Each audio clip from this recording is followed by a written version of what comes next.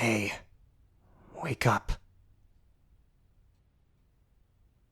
Come on, I know you can hear me. Sorry, I didn't mean to startle you. You called for me in your sleep. You sounded so panicked, I thought maybe there were demons around or something. Though it seems like you're safe enough to me. You're shaking. Am I really that scary? You can be honest with me, you know. Being a terrifying monster isn't the worst thing in the world, believe it or not. No? But if it isn't that, then... Oh, I see. No, it's fine. I know it's not your fault. You don't usually call me like that unless there's actual danger, so don't beat yourself up over it too much. It's actually kind of nice, to be honest. Knowing that you called for me is enough, even if it was just a dream. Tss, of course. I wouldn't say it if I didn't mean it. You should know that by now. Hmm? Ah, right. Sorry. To be honest, I almost forgot I had my mask on to begin with. I was fighting off monsters in Juyun Karst when I heard you call for me, and wearing it has become second nature by now, so... That must have been more startling than anything, huh? I know waking up to see me like that must be... unnerving, to say the least. I'll make sure to be more careful next time. I promise. Anyways, I should get going. Be, be careful grabbing my hand like that. My karma is very strong right now. Being around me is dangerous enough when it's normal, and I don't want anything to happen to you. Fine, if you insist. But if you start feeling off in any way, then please tell me. I won't be offended by it. You may be resistant to my karma, but you aren't immune.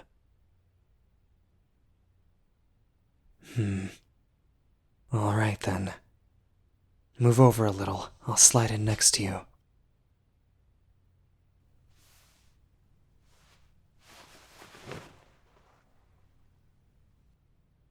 There. Is that better? You can come closer to me if you want. I won't bite.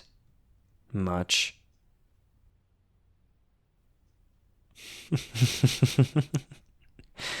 Even in the dark, I can see your face turn red. I can't help but smile a little knowing that I'm the one who enticed such a reaction from you. Is that too weird to say? I'm still getting used to all of this. Look, I've never been known for my flirting skills, okay? I'm doing my best.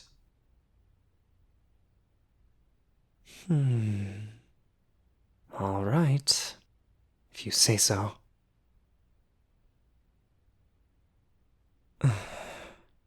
It's been so long since I've gotten to hold you in my arms like this. I'd almost forgotten what it feels like. Of course, that's my fault. The demons around here have been getting more and more riled up lately. I'd be so focused on exterminating them that by the time I catch my breath, the sun would already be rising again. I know it must be hard on you to be with someone like me. But I'll try to be here when you wake up at the very least. If you want, I can stay with you until you fall asleep. I mean, only if you need me to. I don't care either way. I don't know what you're talking about. Adepti don't get flustered, or embarrassed for that matter. Ganyu is a special case. She's half human, unlike the rest of us. It's only natural that she feels emotions like that to some degree. Anyways, how are you feeling now? Any better?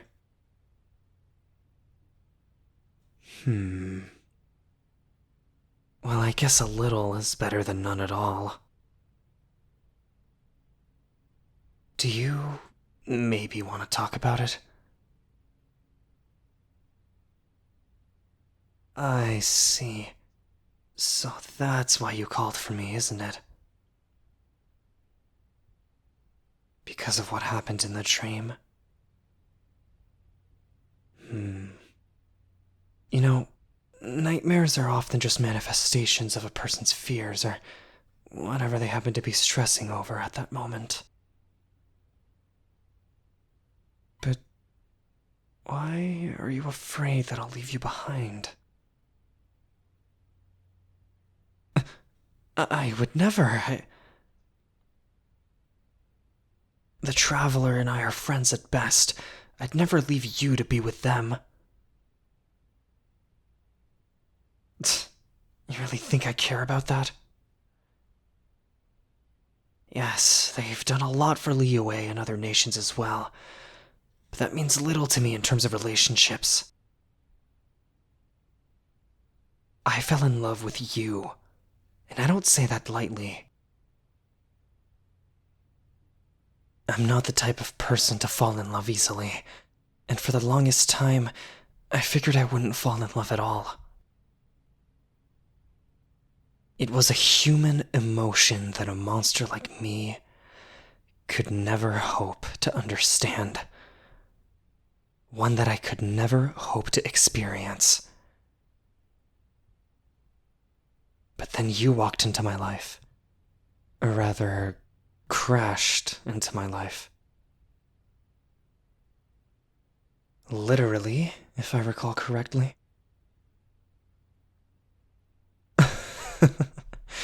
I still remember how flustered you were, embarrassed and flailing your arms in an attempt to apologize.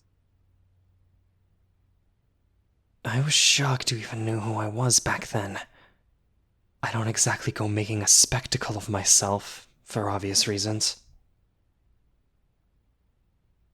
At first I was annoyed, not because of anything you did, but because I was overly conscious of my situation, and you were another person that could potentially get hurt because of it. But you kept coming back, despite my many attempts to push you away. You didn't care about my karma, or how the stories depicted me as a dangerous monster. Your vision allowed you to get closer to me than normal people. And every day you'd walk up the steps of the Wangshu Inn, almond tofu in hand, with a big smile on your face on your way to see me.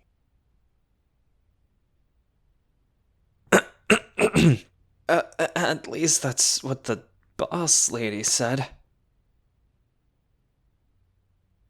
I know I didn't show it too well at the time, but after a few months, I started to fall in love with you. Of course, I didn't know that it was love then, either. An old friend of mine was the one who explained my affliction, as I'd called it, and suffice to say, I was having what you mortals would consider a midlife crisis. It wasn't long after that I confessed to you, though. I wasn't willing to wait, even if it meant finding out that you might not feel the same way. I'd never felt love until I met you. Over 2,000 years were spent alone, and I can't imagine being content with that kind of life now. So don't think for a second that I'd ever leave you for somebody else. I love you, and I plan to keep loving you until the day I die.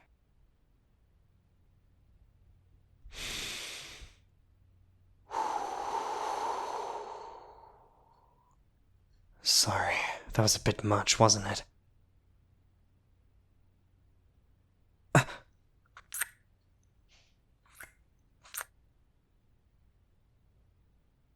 I could keep kissing you for hours. But we should probably get some sleep. Mm-hmm. I know what I said. We are going to bed together, and I don't plan on leaving anytime soon. Of course I'm serious. I'm not exactly a comedian, you know. Shenhe can handle the demons by herself for one night. Just shut up and go to sleep. I promise I'll be here when you wake up.